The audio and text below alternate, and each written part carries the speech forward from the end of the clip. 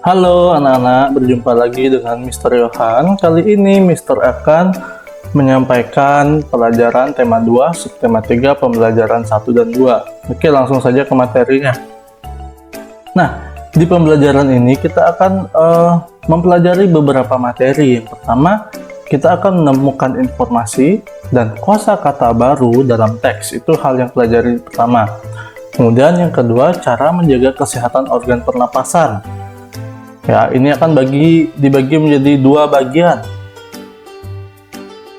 Kemudian yang ketiga, kita akan belajar tentang menuliskan informasi dalam teks ya. Mister akan jelaskan bagaimana cara menuliskan informasi di dalam teks. Oke, yang terakhir kita akan belajar tentang pengertian cerita bergambar. Ya, Mister akan jelaskan apa itu cergam, terus bagaimana cara membuat cergam. Baik, yang pertama, kita akan belajar tentang menemukan informasi dan kosakata baru dalam teks. Nah, di dalam suatu teks, ya, itu pastinya terdapat sebuah informasi yang terkandung di dalamnya. Nah, informasi ini kita bisa cari dengan catatannya adik Simba.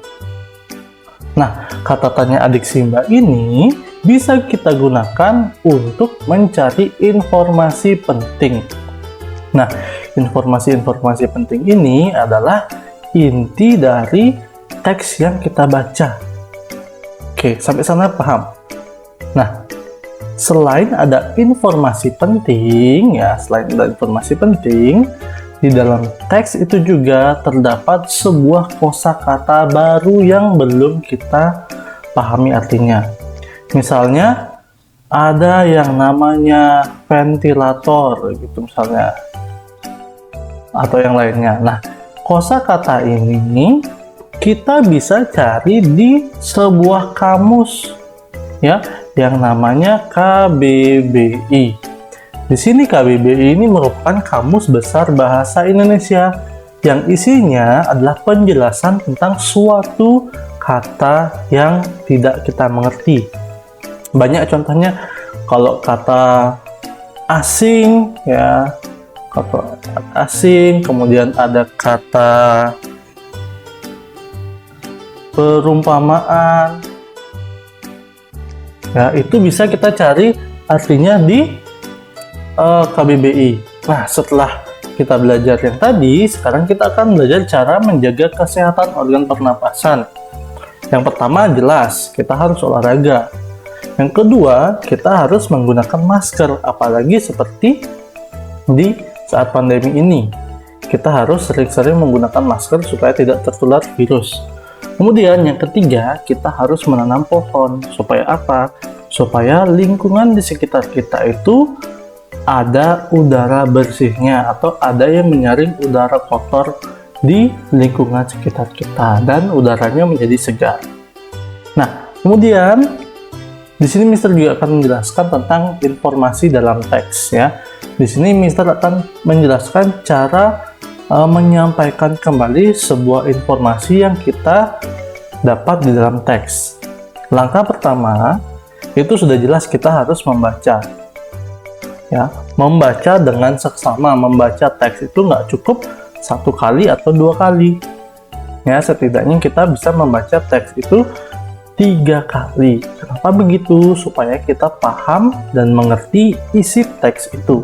Nah, setelah kita membaca, kita bisa membuat pertanyaan, membuat daftar pertanyaan yang terkait tentang informasi-informasi penting. Misalnya, apa kejadiannya, siapa tokohnya, kapan kejadiannya, bagaimana runtutan kejadiannya. Itu bisa kita catat daftar pertanyaannya. Setelah itu, kita cari tahu jawaban dari pertanyaan yang telah kita buat. Nah, kan sudah ada jawaban-jawaban tadi tuh. Misalnya, ada jawaban 1, 2, 3, 4, 5. Nah, jawaban-jawaban inilah yang kita gunakan sebagai bahan untuk menceritakan kembali kepada orang lain yang belum mengetahui isi dari teks itu. Menceritakannya gimana, Mister? Nah, ceritakannya dengan gaya kalian sendiri, dengan bahasa kalian sendiri. Ya, jika kalian sudah bisa menceritakan kembali dengan bahasa sendiri, artinya kalian sudah mengerti tentang teks itu. Nah, selanjutnya cerita bergambar. Nah, cerita bergambar ini dia hampir serupa dengan komik. Nah, kita lihat pengertian cerita bergambar. Ya. Di sini Mister menyiapkan pengertian cerita bergambar. Nah, cerita bergambar itu adalah cerita yang ditampilkan dengan menggunakan gambar dan dibantu oleh narasi yang ditampilkan dalam balon kata. Yang mana namanya balon kata? Ini namanya balon kata. Ini namanya balon kata. Ini namanya balon kata. Nah, balon kata itu berisi apa? Dialog. Ya, berisi dialog antar tokoh. Nah, selain dialog, dia juga dibantu oleh narasi. Narasi itu biasanya tidak dimuat dalam balon kata. Nah, seperti cergam yang Mister tampilkan ini adalah cergam tentang burung dara yang baik hati. Di sini diceritakan tentang burung dara yang menolong semut yang sedang hanyut. Nah, di sini bisa kita lihat ada narasinya, ya, ada pengantarnya, kemudian harus juga disertakan gambar yang mengilustrasikan kejadian di cerita itu.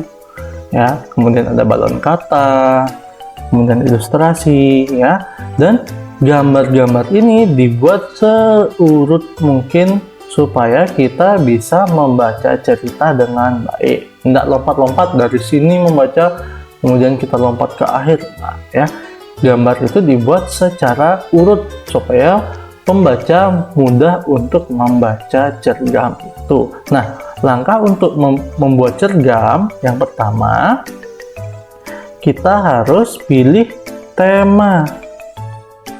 Harus ada tema dulu kalau mau membuat cergam.